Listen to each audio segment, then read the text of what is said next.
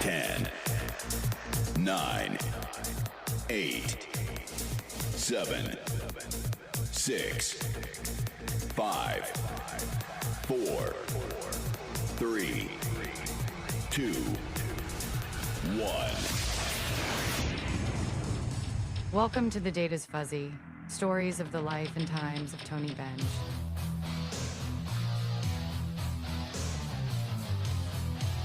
Hello, everyone, and welcome to The Date is Fuzzy, the moment I know everyone's been waiting on. Actually, I've been waiting on to do this as I released the trailer for this show just a few weeks ago.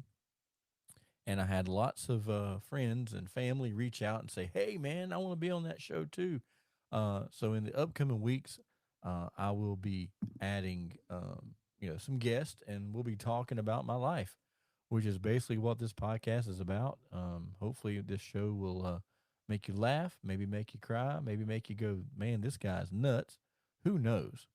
But I guess the best way to start this show out is kind of give everyone that may or may not know the background about me. I grew up in a small town outside of Greensboro, North Carolina, Thomasville, North Carolina.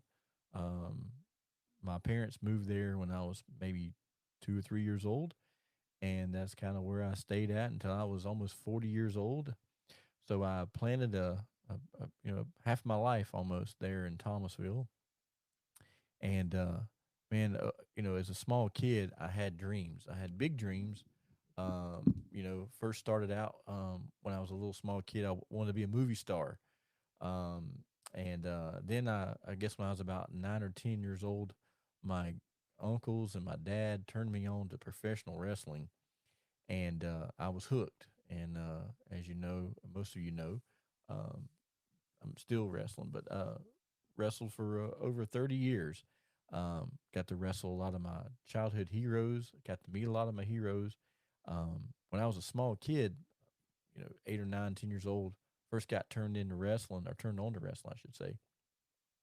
There was a wrestler by the name of Jimmy Boogie Woogie Man Valiant, and he wrestled for a company called Mid Atlantic Championship Wrestling, based out of Charlotte, North Carolina. And when I was about 10 years old, 11 years old, somewhere around there, my dad brought me to my first live pro wrestling match. And man, from that moment, I said, that's what I want to do when I grow up.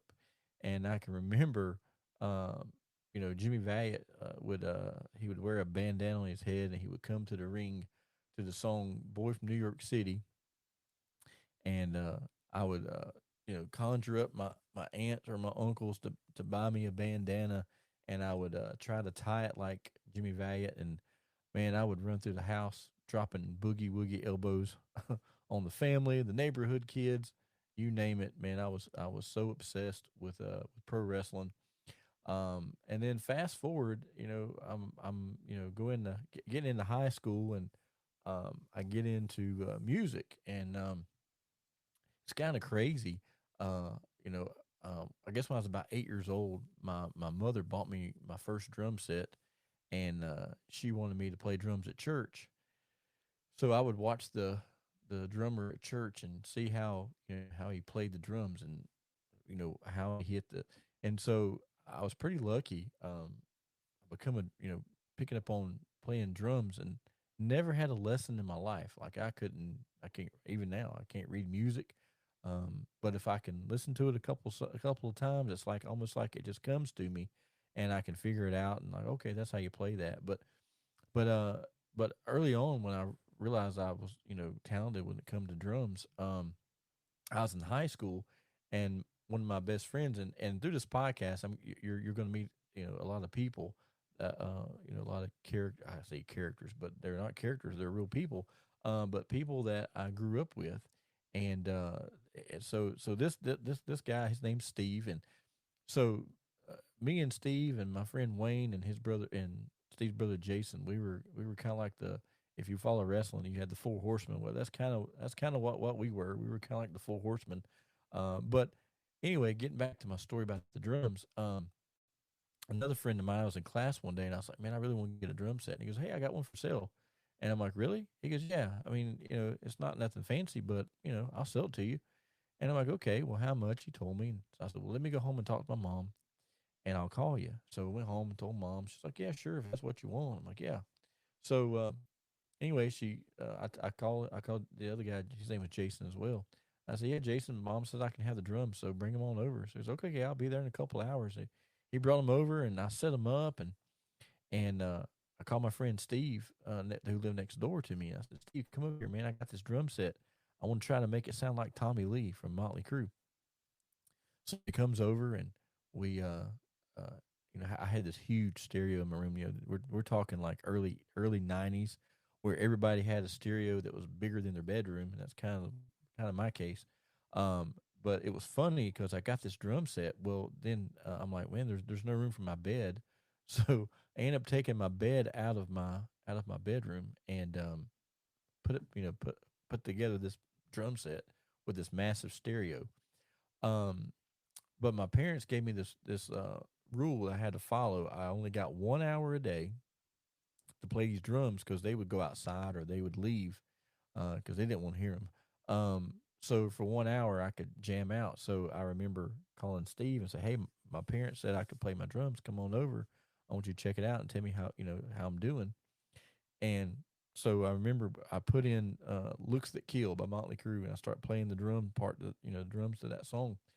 I get done, and Steve's sitting there, and he's like, "Man, Tony, how long you been playing drums?" I said, "I don't know. I got these yesterday." He's like, "Dude, are you serious?" I'm like, "Yeah." He's like, "Man, Tony, that blows me away. You can just hear a song one time and you know how to play it." He said, "That's pretty talented." But, I was a keyed up little kid and didn't even, I just thought, hey, he's my friend. He's just saying that. But I guess it was true because, as the years went by, and I would go in and out. Like I would get it.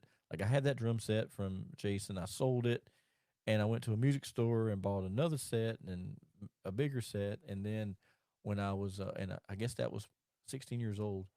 So I had those drums for a couple of years, and then I turned 18. Um, and one day, man, this is how my life changed. Um, I was 18 years old. I'm sorry, 17 years old, and I walked into the Kmart there in Thomasville, and there stood, lo and behold, the Boogie Woogie Man himself, Jimmy Valiant, and he was sitting there selling tickets and promoting a local show that was going to be going on at the Thomasville Armory. So of course, I walk over, and one thing, you know, some of my high school friends that's listening to this, you remember, man, in high school, I mean, I would talk to you, but man, I was shy. I mean, I really was shy. And but I walked up to Jimmy Valiant, and I'm like, "Hey, man, you're Jimmy Valiant." He goes, "Hey, how you doing?"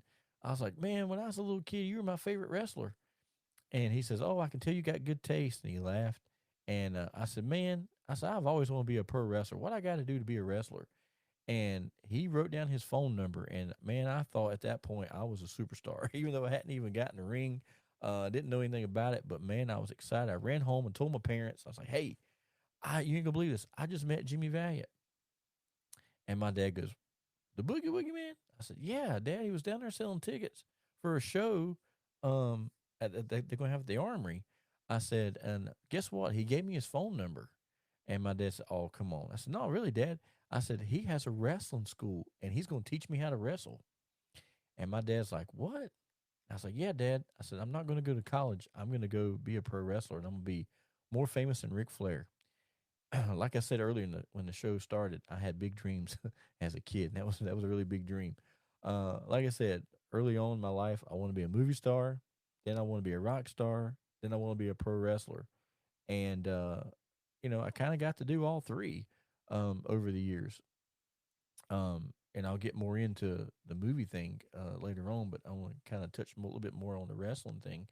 Um, so anyway, I give Jimmy Valley a call. He told me, he said, "Hey, call me on Monday. I'll give you the details." I'm like, "Okay." So, all weekend long, man, I couldn't sleep. I was excited. I would sit there in my room and I just stare at his phone number, and I'm like, "Man, I've got Jimmy Valley's number. I'm getting ready to get a job working for WCW." I really thought, like I said, I was totally clueless how it worked. I just thought you go there, you train, and you get the job. I didn't understand there was a lot more to it than that. But anyway, Monday morning, I gave him a call and I said, "Hey, Boogie." At that time, I didn't call him Boogie. That came later. But I said, "Hey, Jimmy, this is Tony. We met at the Kmart last week, Thomasville. Oh yeah, brother, I remember you. Yeah, you're the kid with the mullet. Yeah, yeah, that was me. And yes, I was rocking the mullet. And my mullet was so cool. Ricky Morton from the Rock Express said I had a cool mullet. But but anyway, so I give him a call and we talk, and he gives me the laydown, what the cost would be and what it would help, what it would take. And he said by just talking to you, he said I can tell you're very very serious about this. And I said yes sir I am. I said it's been my childhood dream. I said my dad took me to a wrestling match live, and I saw you in the Rockland Express, and I told my dad one day I'm gonna do that, and I want to do this. And he said, son, he said I'll tell you what. He said, uh, you can do anything that you put your mind to, as long as you believe it in your heart. You will definitely do it. As long as you believe in yourself, you'll do it. And I said, okay. And he's like, okay, well, when you're ready to come to camp, man, just come on down, and I'll introduce you to everybody. And okay, well, then I found out his camp was like 3 hours away, and I was like, man, that's kind of a long drive. But I was like, oh well, let's go do it. But then I met another company, uh, which wasn't but like maybe an hour from my house, and so I went there. So I was going training. I'd train with these guys, and then the next week I go to Boogies, and I went back and forth to both of them. Boom, boom, boom, boom. And because I was really serious about it. And when I first started, I wasn't your typical pro wrestler size, like wrestlers are today. Back when I started in the 90s, man, wrestlers were big. They were, 260, 240, 250, whatever. And I was like 135 on a good day. I had a very high metabolism, couldn't gain weight for nothing. And, but I would still go. And man, I'd go to wrestling camp and I'd get beat up, and I'd leave that place and I'd drive home. And when I got home, I could barely walk. I'd sit in the bathtub and I'd soak, and I'd tell my parents, "Man, I ain't going back here next week. Screw this. This is stupid." And then the next weekend, I'm packing my bag, and my dad's like, "Where you going?" I'm like, "Going to wrestling camp." He said, and he would laugh and he'd say, "You're gonna die in the ring, dude. You better give it up." And I'm like, "Nope, Dad. I'm gonna do this. I'm gonna do this."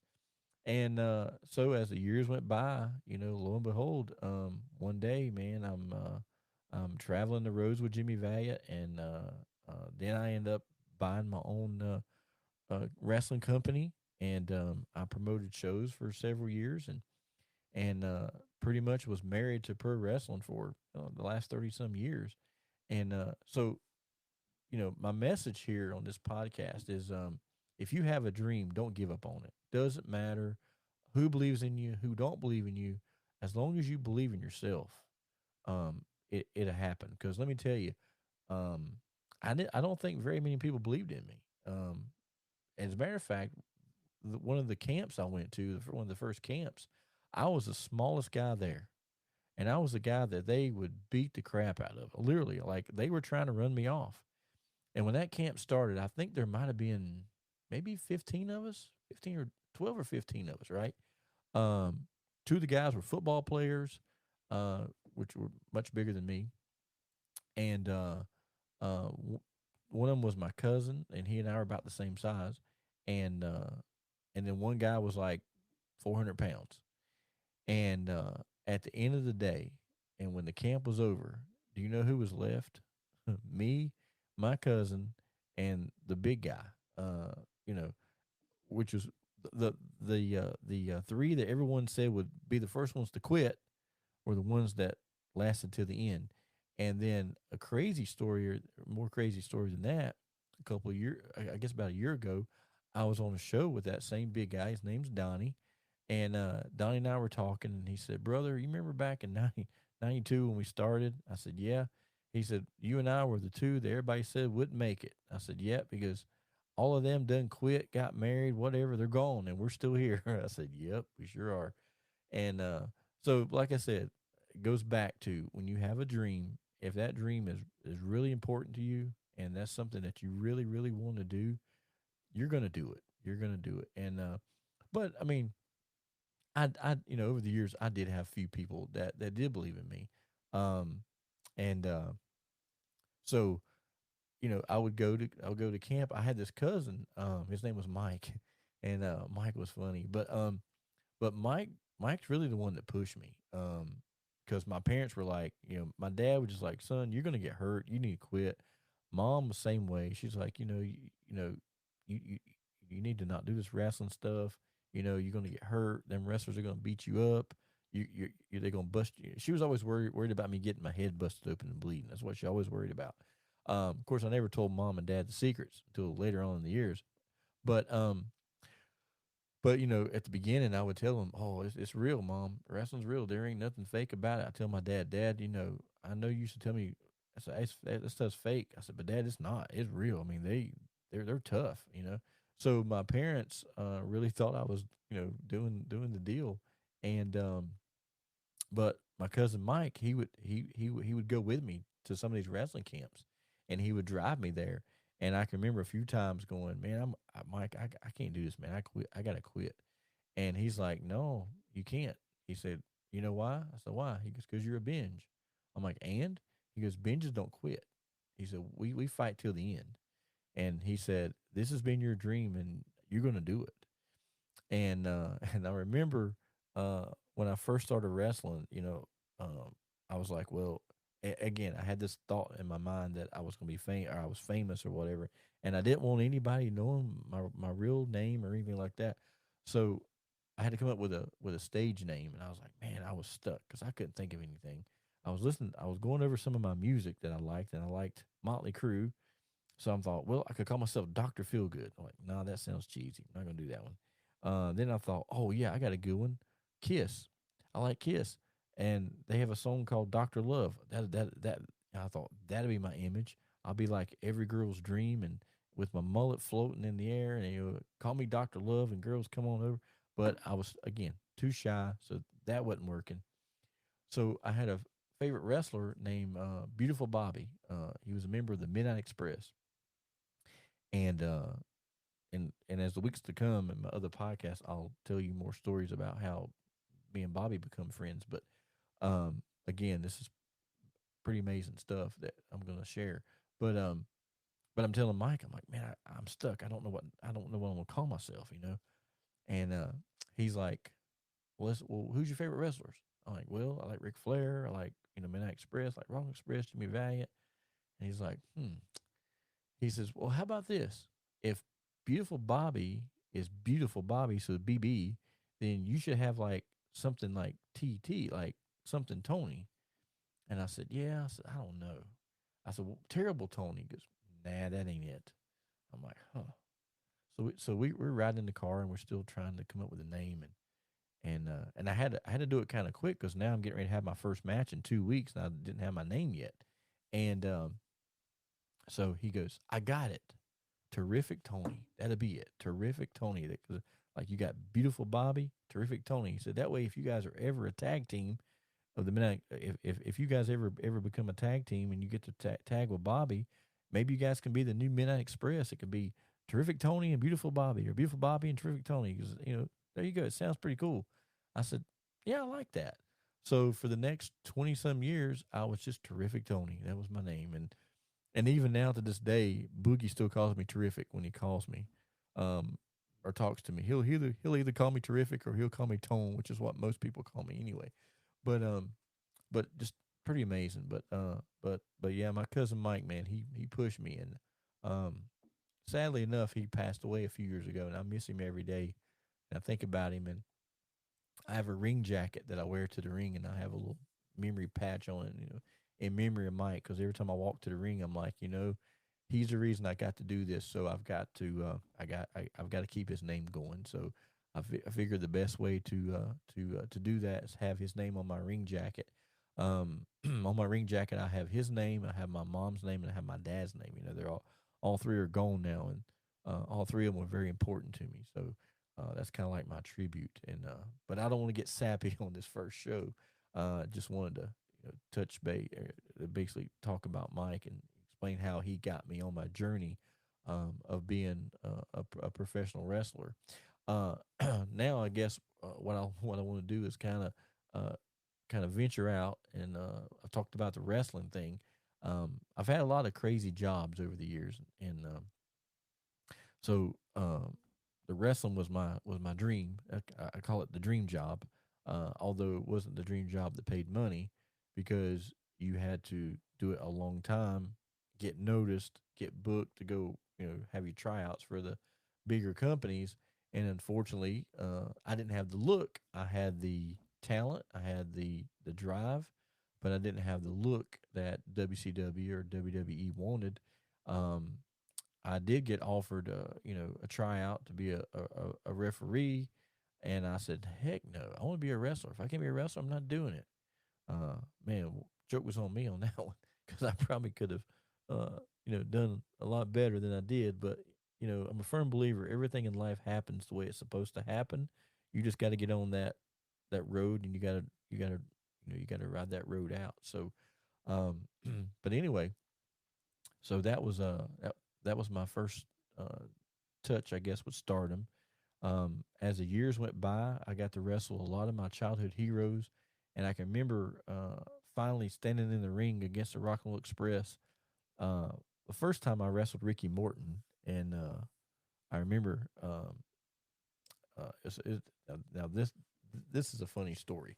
So I'm booked on this show, and I know Ricky's going to be there, and so I get to the show, and I go over and introduce myself, and I say, hey, hey Ricky, my name's Tony. Nice to meet you. He looks down at my boots, and I got these fancy cowboy boots, same kind of boot. Jimmy Valiant wears these same boots, and of course I had them made because he's my idol, and I had to look like him. So I got these fancy cowboy boots with my name on them and everything. But anyway, I walk up to Ricky. I'm like, hey Ricky, my name's Tony. Nice to meet you. He looks down at my boots. He goes, hey kid, you must be one of Boogie's boys, because you got a pair of boots just like Boogie's. And I was like, yep, sure am. He said, that's good to know. And I said, so when I was a kid, Ricky, I said, I was a member of the Rockland Express fan club. He goes, yeah, you and everybody else. I said, no, but listen, let's just hear me out. I said, I want to give you this cassette tape. Yeah, cassette tape. I said, I want to give you this cassette tape. And he goes, oh yeah, what's on it? I'm like, your song, Boogie Woogie Dance Hall. He goes, you got to be kidding me. I said, no. He goes, man, I ain't heard that song in 30 years. He goes, that's awesome. He said, thank you. So I gave it to him, and I said, hey, by the way, do you mind if I put my souvenir merchandise table next to yours? I said, because one of the things I like to do um, is when I'm on a show with a wrestler and it's somebody famous, I always try to put my bag or my table or whatever close to them, because when they come back and sit down, man, I've got a million questions for them. How do you do this? Why'd you do that? Do you remember when you did this? And it's like my encyclopedia brain just goes, and but I learned stuff. Well, he goes, sure, kid, you can sit beside me. I don't care. And he goes, just don't be selling my tape. And I said, no, I won't, Ricky. Don't worry. So I walk over to the promoter to give this promoter, you know, my back then it was cassette tapes, my cassette tape with my theme music on it, and so as I walk up to the promoter, he and his brother who were running the show, they were scratching their head because the guy that was supposed to wrestle Ricky Morton didn't show up, and so I'm standing there and talking, and I'm giving here's my music, and I overhear the conversation, and I'm like, so and so didn't show up. So who's Ricky gonna wrestle? They go, man. So that promoter goes, man, I have no idea. Now inside me, I'm going, I want to do it. I want to do it. I want to do it. I want to do it. Please, please, please, please. But I gotta be modest and I gotta be professional. I was like, well, I said, guys, I said, well, hopefully you find somebody. And then the brother looks over at the other brother and goes, hey man, put Tony in there with Ricky. And then the other promoter goes, well, Tony's working this, he's working with this other guy, and he goes, well, pull him away from that guy and put him with Ricky. That that'd be a better deal for Tony, because I knew at that point whatever Ricky was getting paid, that means I was getting paid. So I was really happy about that. Um, So anyway, he goes, sure. Tony, you want to work? You want to work with Ricky? I said, heck yeah, man. He said, okay, great. Now the crazy thing about this show was normally all the wrestlers are in the same locker room, and you're able to walk over and say, hey, how you doing? I think we're, but this place didn't have that, so we got you know Ricky's on one side of the building, I'm on the other, so I don't see him, I don't talk to him, I don't know anything. Other than I walked over to, because like I say, his table was beside mine. I said, Ricky, I gotta move my table, and he goes, oh, why is that, brother? I said, the promoter just told me that you and I are working together tonight, and he said, well, kid, don't worry, I know you one of Boogie's boys, so you will we'll be fine. I said, okay, sounds good. So I walked away, and so anyway, I go out there, and of course the match, get in for the match. Of course, now I got to be the bad guy, and but I remember getting in the ring, and I walk into the ring, and I'm in the ring with waiting on Ricky to come out, and Rocknose King hits, and man, it was like time paused for a second. It was 1985, and I was sitting at Pilot Elementary School, and my friend Wayne and my friend Tony and my friend uh, Frank and Kelly and a couple other boys, Jamie, and but we're all sitting there in my mind, and I'm like, in my mind, I'm going, guys, one day I'm going to be a wrestler, and there I was in the ring, Ricky Morton. Even though I wasn't in the Greensboro Coliseum, but in my mind I was. So we had about a 7 or 8 minute match, and after the match was over, uh, normally, when you're the bad guy and you get beat, you fuss at the crowd and you say, he pulled my tights. You always fuss about it. So he pins me, and I get up to go to fuss, and he walks over to me and sticks his hand out, and I'm like, what? What's going on here? So I stick my hand out, and he says to me, looks me right in the face, and he goes, kid, you know what you're doing. And he goes, and if we had a better ring, I would have done so much more with you because I know you can go. He said, do me a favor, come see me before I leave. I want to give you my number, and I want to work with you again. And at that moment, man, I was just like, whoa. Even though I'm not in WCW and WWE, I I just made it because Boogie would tell me all the time I'm good, but in my mind, well, Boogie's my trainer, so he's going to tell me that. But getting somebody like Ricky Morton that supposed to be in the match. I'm supposed to be mad, and he's supposed to be yeah. He comes over to me, you know, in the wrestling business we call it kayfabe. He breaks kayfabe and to tell me that I did great and that he wanted to work with me again, and so it was great. That was fun, and that was like my first experience of wrestling. Going okay, all the years that I went and got beat up, and that I, you know, uh, stood up girlfriends to go wrestle. Um, Told my parents, "Hey, I don't, I'm going to go wrestle. I'm not going to go to college. I'm going to go be a." That was the payoff for me. My childhood hero telling me, "Kid, you got it together," and that was a great compliment. And then years go by. Um, and of course on this podcast it's not going to be, the reason why it's called The Day is Fuzzy is because we're not going to be going in chronological order. I'm going to be skipping all around with these stories so I can share them, but years go by, and I guess it was like 2 years ago, and another promoter calls me on the phone and says, hey, can you be in South Carolina on whatever date? And I'm like, yes, absolutely. And he's like, okay. He goes, I need you to get your mask outfit, because you got a tag team partner that's gonna have the same outfit as you. And I'm like, okay. And he goes, I'm putting you in a tag match. I said, okay, sounds good. And I said, what time do you need me there? And he told me the time, and I said, okay. He goes, you're not going to ask who you're going to wrestle? I said, no.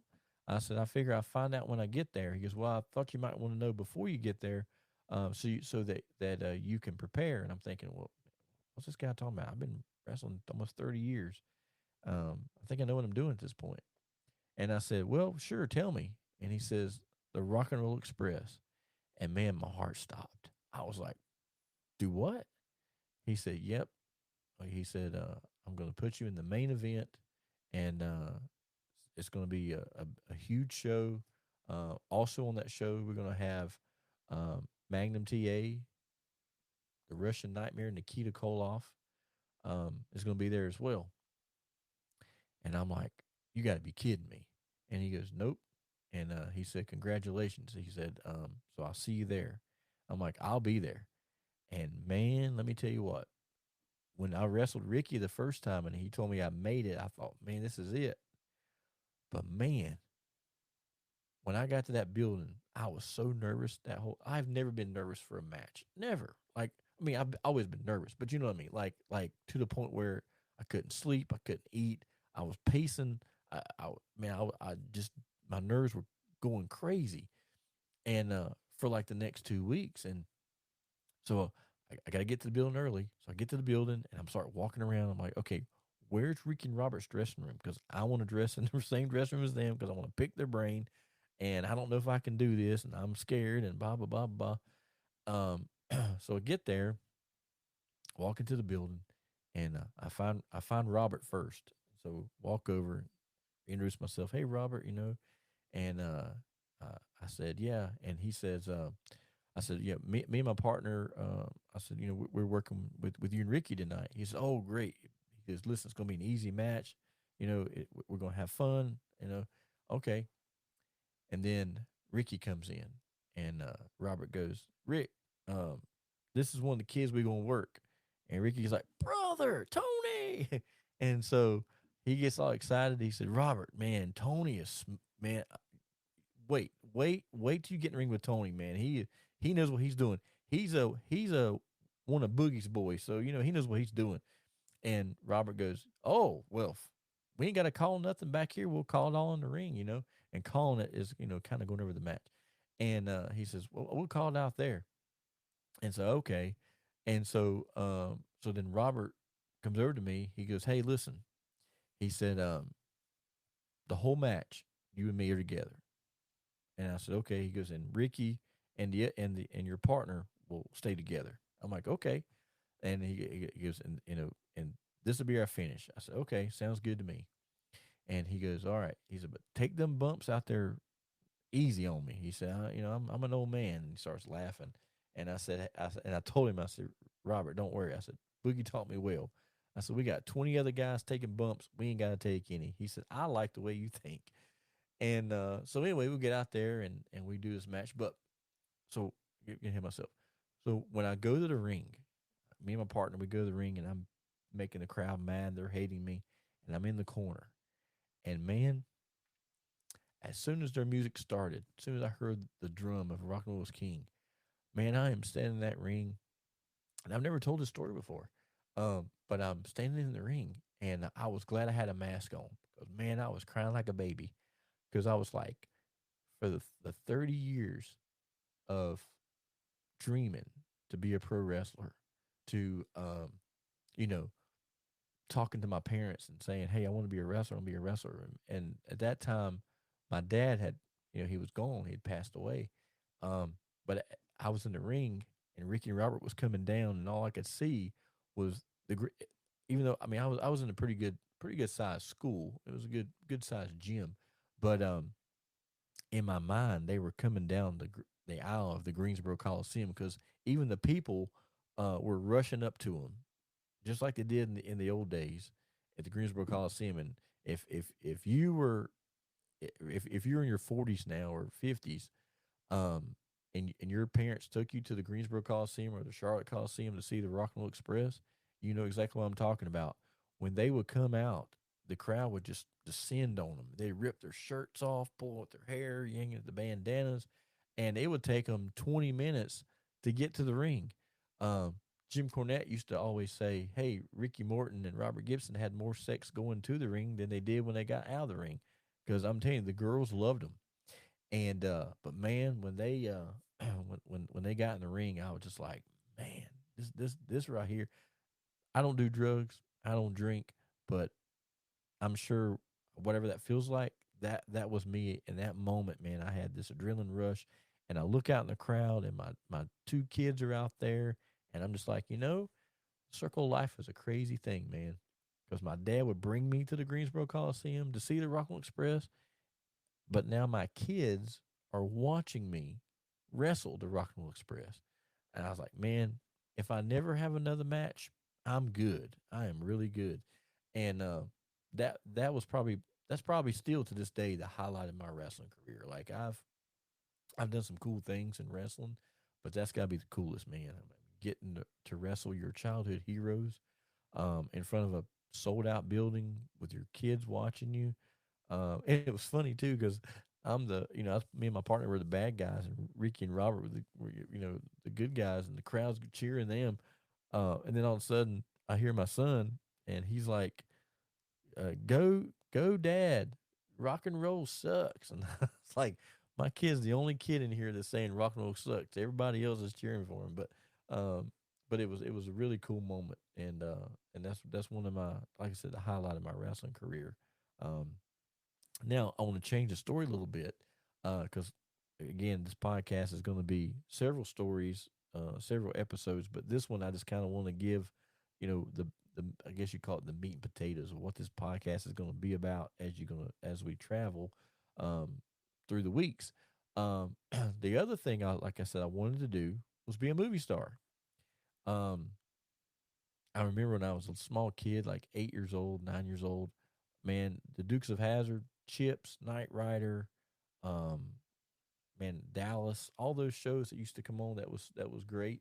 I was like, man, one day I'm going to do that. I'm going to be a movie star. And so, like I said, I grew up in Thomasville, and then somewhere around 2010, 2011, I moved in a little town outside of Charlotte called Mooresville, North Carolina. Some of you NASCAR fans out there listening, you know where I'm talking about. This is Race City, USA. And but anyway, I moved here, and lived here maybe a couple of years, and then I found out that downtown Mooresville they were filming a television show for Cinemax, and I know back in the '80s it was called Skinemax, slang for it, but Cinemax, and I'd drive through the town and I'd see these signs up that says filming, you know. You may hear explosions. It's fine. We're filming a show. Blah blah blah. And so it got to the point where I would go to the Waterburger, and I'd get me a fry and a Coke and a cheeseburger, and I'd find where they were filming, and I would sit there and watch them. And I was like, man, this is kind of neat. And so basically, they took several buildings here in Mooresville and transformed them to movie sets, and there'd be all kind of funky police cars and crashed up cars and cars with bullet holes and all this kind of stuff. And I'm like, man, this is cool. I want to do this. I want to get into this. And so I started following them on Facebook, and then they started sending out ads, looking for people. We're looking for this. We're looking for that. And then there was another TV show that was filming here in Mooresville. I think the name of that show was called Shots Fired. But at the time, I had a Volvo, and where I worked at, they came in there. I was selling cars, and and anyway, they came in. They said, "Hey, we'd like to rent this car, this car, this car, and this car." And then they saw my car and said, "Well, we see that car's got a license plate on it, but with that person, who owns this car?" I'm like, "Well, it's mine." And he's like, "Well, can we rent it?" And I'm like, "What do you mean rent it?" He's like, "Listen, it ain't gonna be driven. All we're gonna do is park it outside an office to make it look like it belongs there." And I said, "Okay." And he goes, "And we'll uh we'll pay you pretty good for it, and we'll fill your tank up with gas. But don't worry, like I said, we're not going to drive it. We're going to we'll come over here with rollbacks. We'll pick up all these cars, and we'll take them to the movie set. We'll film with them. We'll probably have them for 2 weeks, and then we'll bring them back to you." I'm like, okay. And man, what they paid me to rent my car was more than I was making a week. Almost. So I was excited. It's like, man, come get my car every week. I don't care. I'm good. Um, so my car was in TV before I was. But then I asked that guy, I was like, hey, what do I got to do? Because I've been a pro wrestler. I know how to. I think I'm pretty good at show business. Can you help me out? And he's like, yeah, here's a website. Go there, just submit, a picture of you, and if you fit what they're looking for, they'll reach out to you.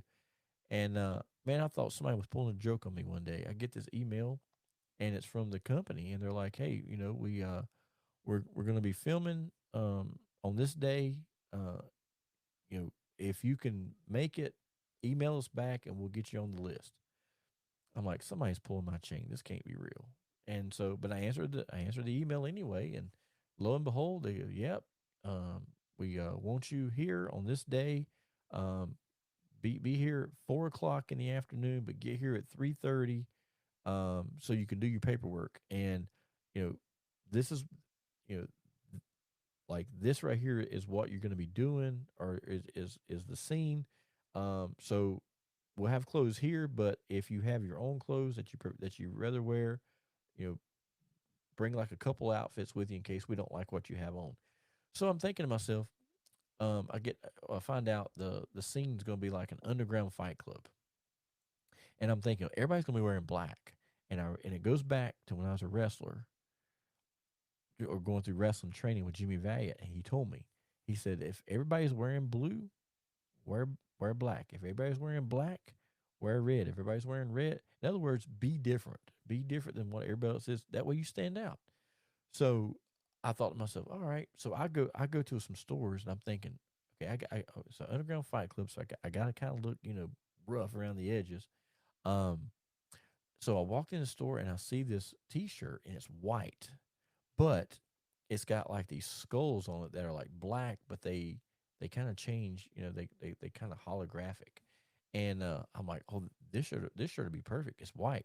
I'm sure everybody's gonna be wearing black, and sure enough, they were. I show up, everybody's wearing black, and so you get there, and kind of give you a lay down of how TV filming goes.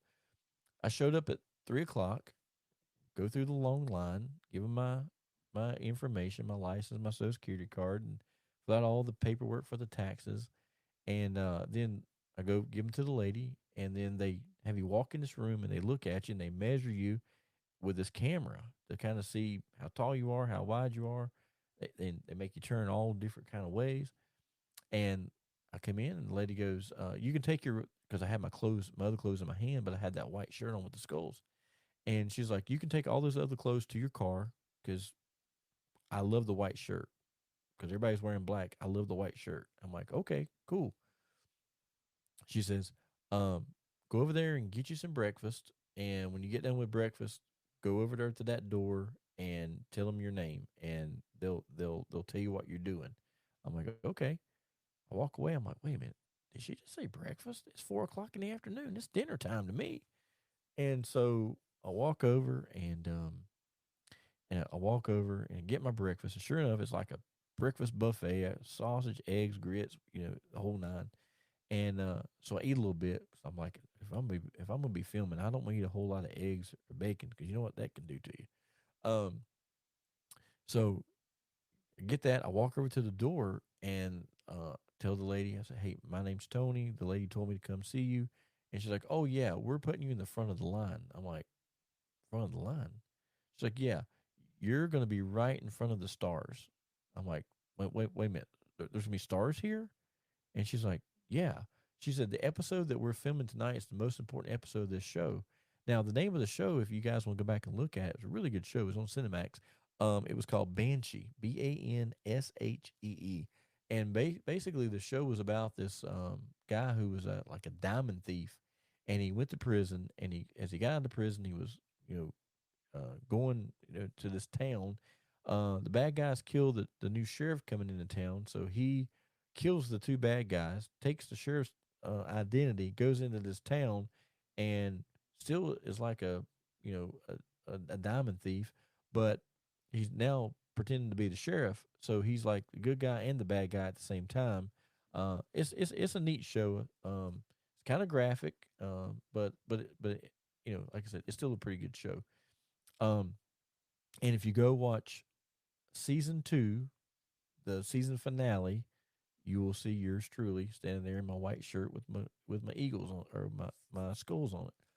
But anyway, back to my story. Um, I said, "There's gonna be stars here." She says, "Yeah, you're tonight. We're filming the most important episode of the season because tonight we are introducing next season's villain, new villain. So you'll get to meet him tonight. You guys will get to meet him, but know that you're playing an intricate part of season 3 because tonight you're part of this. You're part of the scene where we introduced the new villain.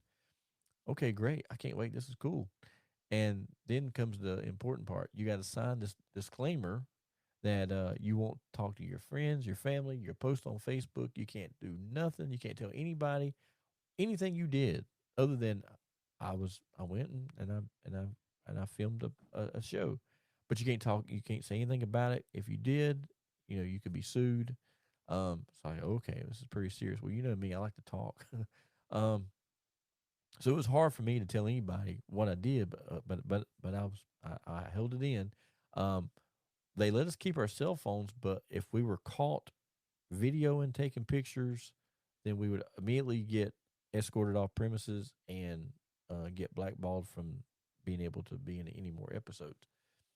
So I had to be careful. I kept my phone in my pocket. I followed the rules.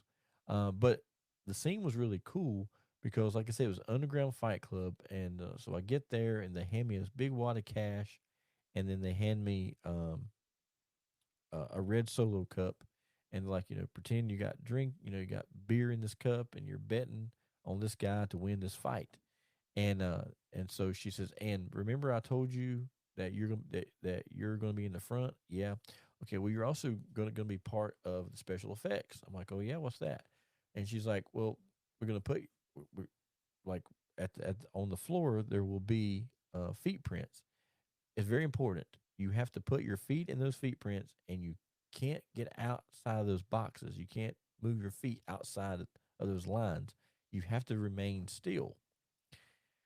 And so I'm like, well, how am I going to remain still and still, you know, act like I'm cheering on this guy? She says, oh, you'll do it.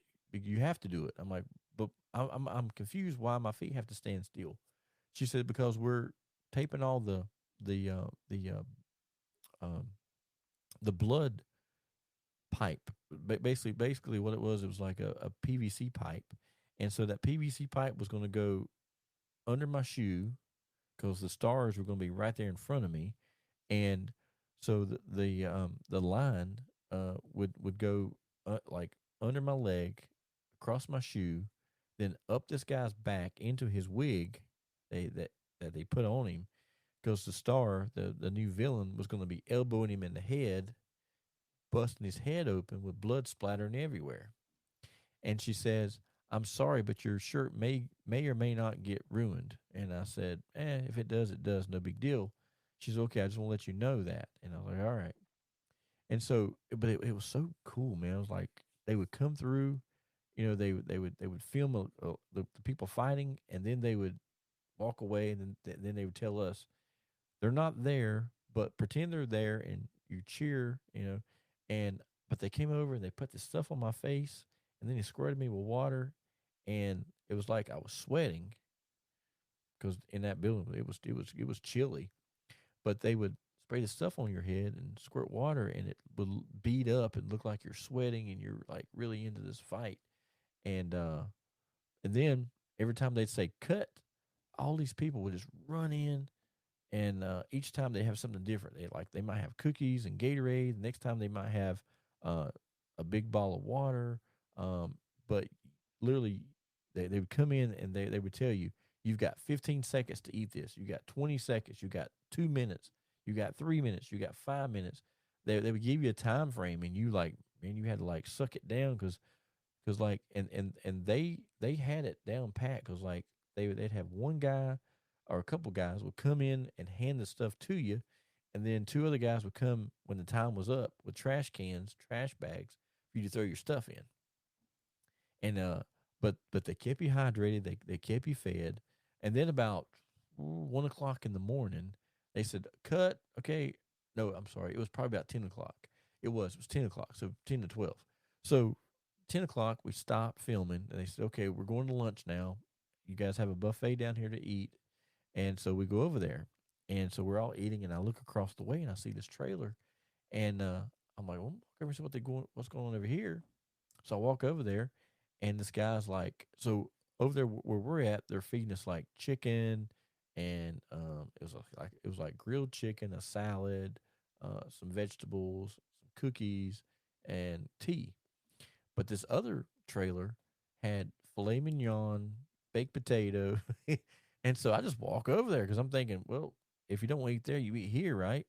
So I go over there, get my plate, walk over there, and the guy looks at me really funny, and he goes, "Are you so and so?" And I'm like, "Nope." He goes, "Now who are you?" I said, "I'm Tony," and he goes, "Okay, Tony who?"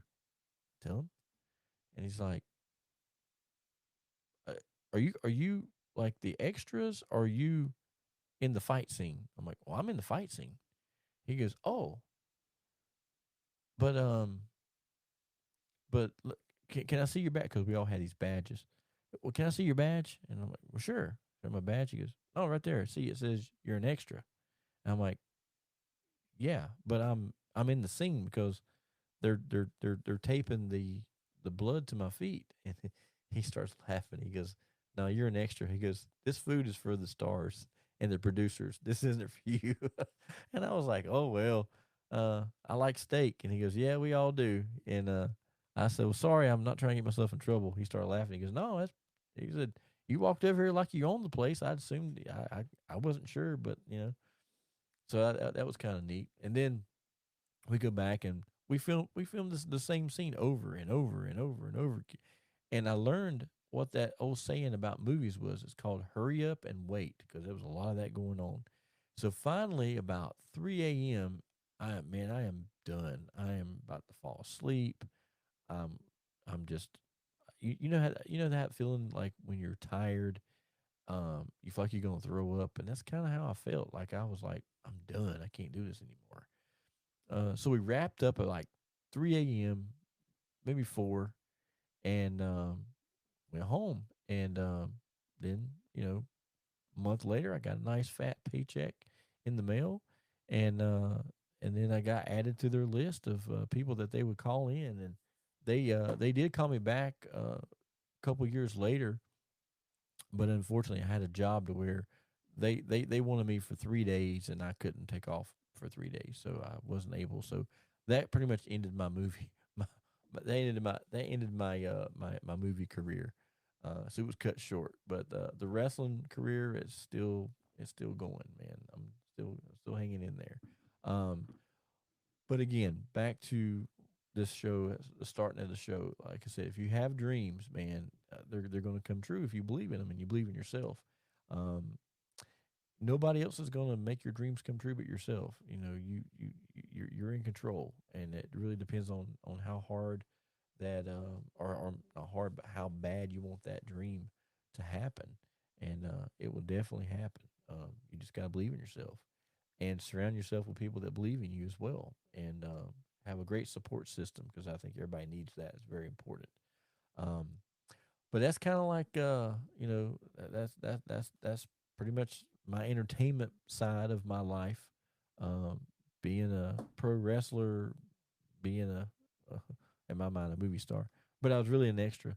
But but like I said, if you go on Cinemax and you pull up Banshee, go to season 2 finale, and there I am. I'll pop up, and but you gotta look really quick. I was there for, I don't know, 10 hours, and those 10 hours you might see me for a minute and a half, but I'm there. And if you want an autograph, just let me know. I'll send it to you. I'm just joking. Um, but I hope some of this has been entertaining for you. I know, this being episode 1, um, I'm just kind of like putting a few things out there, letting everyone know that hey, I was in wrestling, um, I was on Cinemax, um, I've been in commercials from on TV for places I've worked at. I was a car salesman for maybe 8 years, 9 years. So I done a couple commercials, and here's a funny commercial. The one commercial I did, it was just a still picture. The company I worked for, we were the gimmick that we had that month was come in and buy a new car. If you buy a new car, you get a football team, your favorite football team jersey, and a hot dog. So I'm standing there in this picture, and I got, uh, and it's really a funny picture, but got one of the salesmen. He's standing there holding a jersey, and then you got then there's this girl who was well, she wasn't a salesman. I think she might have been in the business development center, but anyway, she's sitting there holding a hot dog bun, and then I'm sitting there with a wiener in my hand. I said, you guys were not thinking about this picture when you took it. It was really funny. Um, and that picture, or yeah, that picture, but it was a still commercial. You know, they were talking about the cars and stuff for sale. Then the last thing you see is this picture of all of us and me standing there with this. You know, I got like the little thing holding it, but I'm holding the wiener in my hand, and she's got her bun open, and all the salesmen teased me about that for a long time. But man, the things my brain remembers is crazy. But yeah, so I've been in commercials, and like I said, I've been pro wrestler. I've done several podcasts, and you know, here I am doing one on myself. I don't know how long. I don't know how many episodes I'm gonna do. I might do this one and cancel it. Who knows? Or who knows? Apple might cancel, or the podcast company might cancel because it's so terrible. Um, but I hope next week, I can touch base, or we'll all touch base, and I'll have more stories to share about my life, some funny stuff, and some. I think next week I'm going to talk about, as I talked earlier about being a car salesman, talk about some of my car salesman experiences. Um, Also on this podcast, I'm going to talk about the time I was held hostage. Yep, I was taken hostage one time, um, at gunpoint, and that was interesting. And man, I've had a pretty crazy life, and really the only reason why I'm doing this podcast is not because I want to do it. A lot of my friends and family, they always tell me, Tony, man, you got some great stories. You need to share this. You need to be on stage. I don't want to be on stage, but I will do a podcast, and I will share some of these funny stories with you guys. And but like I said, the theme of tonight is if you have a dream, live out your dream. Fight for your dream. Go after your dream, because at the end of the day, um, no one else is going to make your dream come true but yourself. Now I know some of you guys out there fall in love with these women, and the women make your dreams come true, but not really. They haven't made your dream come true. You got to dream a little bit more, because the real dream you have is something you got to fight for. It's not something that somebody gives you. So just remember that. And I'm gonna leave you guys with this before we close tonight. Um, Speaking of dreams and stuff, one of the someone had told me something a long time ago. Matter of fact, it was when I was selling cars, and you can use this not only selling cars, but you can use it in everyday life. Um, and it goes like this: No one cares how much you know until they know how much you care. So, and I live by that. If most people that know me, and they'll tell you that I'm what I say I am. If I'm your friend, like the other day, someone posted on my Facebook and said, one thing about Tony, he's a friend to the end. And the way I am, I don't just think about how I am, but when people say stuff, I'm like, wait a minute, maybe I am touching somebody's life somewhere along the way. Um, so hopefully this podcast will touch your lives. Make it, like I said, I want to hopefully make people laugh. Cheer people up. Tell funny stories, tell sad stories. I'm sure as the weeks go by, I may get into talking about my parents, and that's pretty hard to talk about, since they're no longer with me, and I miss them very, very, very much. Um, your life, when you're born, the, you you always had your parents. You know what I mean. Like your parents are always there, And so you always think they're going to always be there. And like I was one of those people, I always thought my parents always be here, no matter what. Um, but then I lost my dad, and that was tough. But a year ago, I lost my mother, and that one's been the hardest for me. Like I'm still, man, I miss my mom a lot, and but life's different now. Like all the things that I did for her, like it become my routine. And when she was gone, that routine was gone. Um, so I had to find myself all over again, basically. Um, and so you know, when you lose somebody like that, it changes you, and you have to grow. I'm not saying you forget about your parents, because you can never forget about your parents or your loved one, but your life does change. Because mine did. um, but I'm thankful for the 40 years I had my dad and the 50 years I had my mom. But like I said, as the weeks go on, I'm sure I'll be telling more stories about them that'll make you laugh, because especially the ones out there that did know my parents and know how they were. They were funny people. Uh, my mom was kind of peculiar in her own way, but yet she had a sense of humor. But my dad's sense of humor, oh my gosh! Wait till I tell some of those stories of my dad, and especially his brother, my uncle JD. They both were nuts when you got them together. But anyway, I'm gonna end this show. I hope everyone enjoyed it. Hopefully next week maybe I'll have a guest and we can kind of talk about stories and share stories that maybe we live together. I know one of my good friends from school named Andy. He said he wants to do a show with me too. So he and I got some great stories. Matter of fact, like I said, I don't drink alcohol, but the first time I ever drank alcohol, I drank it with him. So I'm sure when he comes on the show, we'll talk about that. But I hope everyone enjoys this podcast, and I hope you will subscribe and share it, and we'll see how much we can grow it. I do have other podcasts called the Binge Buster Show. If you're really into wrestling and rock and roll, that podcast will be for you. That podcast has been paused. I paused it after my mother passed away, and so now hopefully next week I'll get that one back up and running as well. But I hope everyone has a great week, and we look forward to seeing you next week here on The Date is Fuzzy.